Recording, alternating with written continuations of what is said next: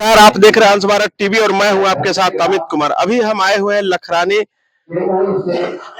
विद्यालय में जो धानवे में है और क्षत्रिय संघ का एक मिलन समारोह है। मैं यहाँ के अध्यक्ष से जानूंगा कि इस कार्यक्रम की मुख्य भूमिका क्या रही और इस कार्यक्रम के आयोजक के कारण क्या रहे। नमस्कार। नमस्कार भाई। क्या पहले अपना परिचय दे दीजिए सर, क्या नाम हुआ आपका? मेरा नाम मदन मोहन सिंह है। मैं यहाँ क्षत्रिय संघ का अध्यक्ष हूँ और ये 2012 से ही ये हमारा संघ चल रहा है। बीच में रुक गया था, लेकिन सौभाग्य है कि जिस प्रांगण में बैठे हुए हैं इन्होंने कहा कि मेरे यहाँ आप कार्यक्रम शुरू कीजिए और हम आके शुरू किया। अंदाज है कि मेरा कार्यक्रम चलेगा और हम क्षत्रिय संघ से उम्मीद करते हैं कि हमको सहयोग करेंगे, साथ देंगे। धन्यवाद।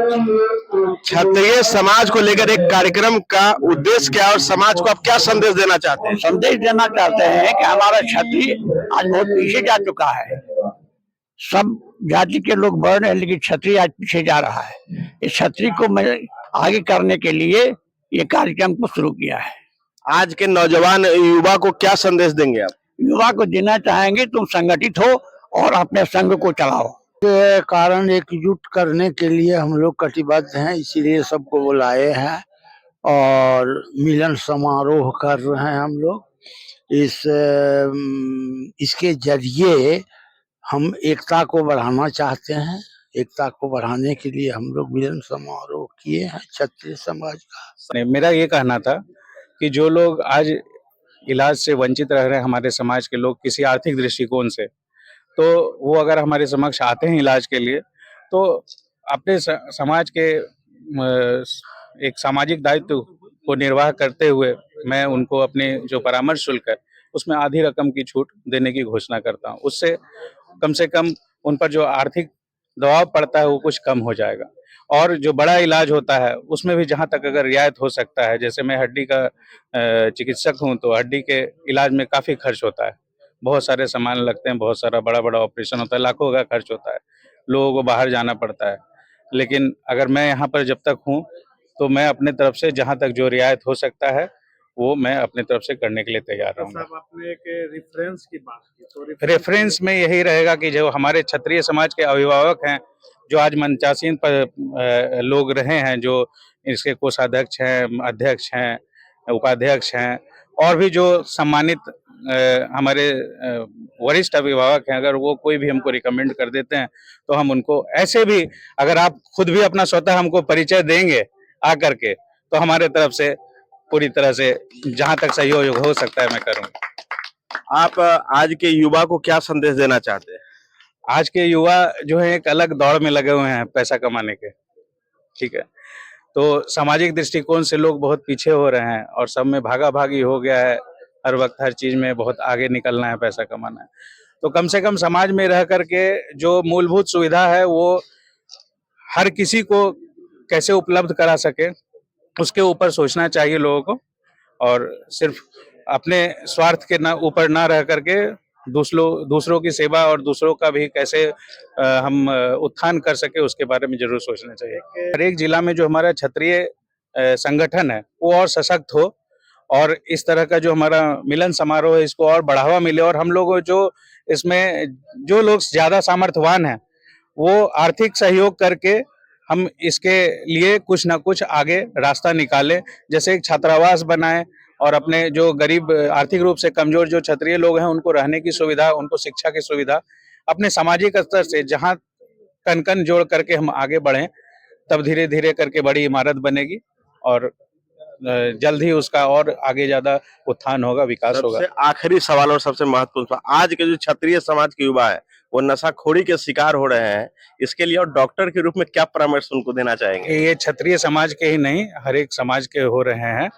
ये चीज तो हमारा एक क्या कहते हैं सामाजिक कलंक है जो ये नशाखोरी है। इसको तो हम हर एक, इसका कोई एक समाज से लेना देना नहीं है, इसमें हम सभी लोगों का ये दायित्व बनता है कि जहां भी ऐसी चीजें देखें उसका मुखर होकर के उस चीज का हम लोग विरोध करें और उसको सार्थक रूप से जो सही रास्ते पर लाने का प्रयास करना चाहिए। क्षत्रिय संघ जमुई 2012 से जमुई में कार्यरत है और कई तरह के कार्य, सामाजिक कार्य किए गए हैं इसके तहत, खास करके अपने समाज के लिए। और इसमें महिलाओं की सुरक्षा, महिलाओं की शिक्षा, नशा मुक्त, नशापान पर रोक लगाना, ये समाज में जागृति। कुछ लोग तो विरोधी लोग कहते हैं कि ये लोग राजपूत के लोग ये कर रहा है, वो माने अलग तरह भावना से लोग बात करते हैं, लेकिन ऐसी कोई भावना नहीं है। और ये राजपूत तो सदा ही दूसरों का सहयोग किया है, दूसरों की सहायता की है, दूसरों की रक्षा करने का काम किया है। तो आज हमारे समाज में जो कुछ बुराई आ रही है, आ चुकी है, उसको हम लोग चाहते हैं कि उस पर विराम लगे, रोक लगे, ताकि हमारा समाज आगे निकले, आगे बढ़े। इस आज जो ये मिलन समारोह आयोजन किया गया था क्षत्रिय महासभा की तरफ से, इसका मुख्य आयोजन क्या रहा और कार्यक्रम का उद्देश्य क्या रहा? उद्देश्य क्षत्रिय समाज में भी अनेक समस्याएं हैं। आज की हालात में जो हमारा देश है, उसमें हमारी जो स्थिति है, उसके कारण हम बहुत पीछे चले गए हैं। भूतकाल में जो हमारी स्थिति थी काफी मजबूत है, उसी को आज तक सरकार रट लगा रही है। और क्षत्रियों के बीच जो समस्याएं हैं, जो पिछड़ापन है, जो लाचारी है, बेबसी है, शिक्षा है, इस पर ध्यान नहीं दे रहा। तो अपने स्तर से संगठन के माध्यम से हम अपने समाज के हित की कैसे सुरक्षा कर सकते हैं, उसका कैसे संवर्धन कर सकते हैं, इसके प्रयास के लिए यह आयोजन हुआ। क्षत्रिय समाज के लोगों का शोषण, झूठा आरोप, इस तरह की भी घटना कुछ एक होती है, लेकिन हम समाज सिर्फ निगेटिव बात नहीं सोचते हैं, हम तो पॉजिटिव बात भी सोचते हैं कि हमारे समाज के द्वारा कोई गलत कार्य ना हो, हमारे लोगों के द्वारा कोई अनैतिक कार्य ना हो, गैर कानूनी कार्य ना हो, यह भी हम प्रयास करते हैं। क्षत्रिय समाज को आगे बढ़ाने के लिए सबसे महत्वपूर्ण बात कौन सी है? देखिए, हमारे सबसे बड़ी आज लोकतांत्रिक देश में अब तो वो राजतंत्र है नहीं, जो कभी जमाने में महाराणा प्रताप और वीर कुंवर सिंह का जो हम नाम लेते हुए रियासतें हुआ करती थी, वो तो जमाना है नहीं। तो लोकतांत्रिक देश में हम रहते हैं, तो लोकतांत्रिक प्रक्रिया से हमें आगे बढ़ना हो, और सबसे पहली जरूरत हमारी जो है वो शिक्षा में हमारा समाज पीछे पड़ चुका है। उसमें हम कैसे आगे बढ़ें, हमारा समाज कैसे शिक्षित हो, इसके लिए हमें सबसे पहले कार्य करना होगा। और तभी, क्योंकि शिक्षा अगर आ जाती है तो सारी समस्याओं का वो रामबाण साबित होगा। चुनाव के समय में राजपूत क्षत्रिय वोटों को थोड़ा सा लोग मोल नहीं देते हैं, तो वैसे समाज के लोगों के लिए क्या कहना चाहिए? देखिए, आज से एक दशक पूर्व तक जब क्षत्रिय समाज अपने संगठन की बात करता था, तो उसे लोग गुनाह के रूप में देखते थे। और खासकर हमारे समाज के जो नेतागण थे, वो इस तरह की बैठकें होने देना नहीं चाहते थे, क्योंकि उनसे वोट बिगड़ने की बात होती थी। जबकि समाज का कोई वर्ग नहीं है, कोई जाति ऐसी नहीं है जो अपने समाज के हित के लिए काम ना कर रहा हो। तो हमारा समाज क्यों पीछे रहे? हमारे समाज के लोग भी अपनी समस्याओं के बारे में, अपने इतिहास के बारे में, हमारा जो स्वर्णिम इतिहास रहा है, जो हमारा संस्कार रहा है, उसके संवर्धन के लिए हम लोग क्यों नहीं सोचे? मैं क्षत्रिय मिलन समारोह में उपस्थित हुआ हूं, तो मैं क्षत्रिय की बात करूंगा कि चाहे वो आरक्षण हो, चाहे वो SC ST का आंदोलन, एक्ट के विरुद्ध में आंदोलन हो, तो अभी तक सामान्य वर्ग में केवल क्षत्रिय ने ही इस आंदोलन को बड़ा रूप दिया है, जबकि सामान्य वर्ग में अन्य जाति के लोग भी हैं, ब्राह्मण है, कायस्थ है, भूमिहार है। बट आप देखे होंगे कि क्षत्रिय संगठन ही या क्षत्रिय लोग ही बड़े व्यापक पैमाने पर इन सारे आंदोलनों को मुखर रूप दिया है। अब है कि आरक्षण कहाँ तक सच है, तो आरक्षण नियम जरूरी था। जो पिछड़े या गरीब या जो दलित वर्ग थे, जो माने बिल्कुल कमजोर थे उनको मुख्य धारा से जोड़ने के लिए संविधान में आरक्षण का प्रावधान किया गया, लेकिन उसका आज के दिन में दुरुपयोग हो रहा है। दुरुपयोग क्या होता है कि यहाँ पर जिन दलित में जो ऊपर तबके के लोग हैं, बीसी में जो ऊपर तबके के लोग हैं, वो आरक्षण से ज्यादा लाभान्वित हो रहे हैं, चाहे वो राजनीतिक क्षेत्र में हो, चाहे वो जॉब या किसी भी क्षेत्र में हो, उन्हीं को इसका लाभ मिल रहा है। और ये अब तक खत्म हो जाना चाहिए था, अब तक ये एक समरूपता का रूप ले लेना चाहिए था, लेकिन चूंकि एक वर्ग बहुत ऊपर होते जा रहा है आरक्षण से, उसी जाति का, और बाकी लोगों को उसका बिल्कुल लाभ नहीं मिलता है। तो आरक्षण से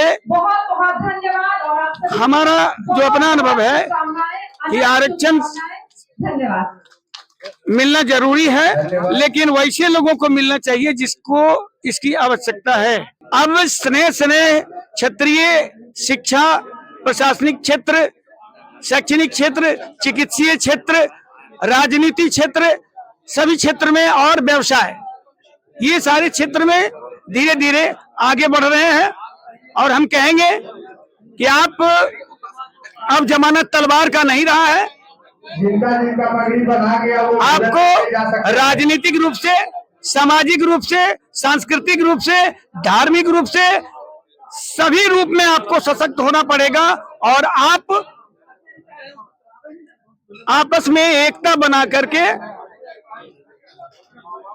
मतलब लोगों को सहायता करें और देश के मुख्य धारा से जुड़ करके देश के विकास में अपनी, जैसे पहले वैसे आज के दिन में अग्रणीय भूमिका निभावें।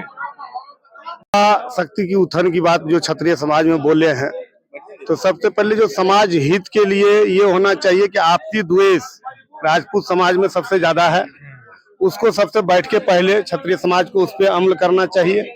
दूसरा, जितना ही गांव है राजपूत का, हर गांव में 2-4 मतभेद हैं, उसको आपसी बैठ के दूर कर लीजिए। और जो उत्थान की बात बोल रहे हैं, जैसे सरकारी स्कूल हुआ, प्राइवेट स्कूल हुआ, या जो धनवान लोग हैं उनको चाहिए कि हर गांव में 2-4 शादी विवाह में मदद कर दें गरीब आदमी को।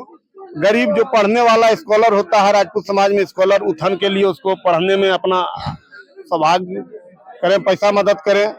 तीसरा है कि कैप्टन एगो होना चाहिए।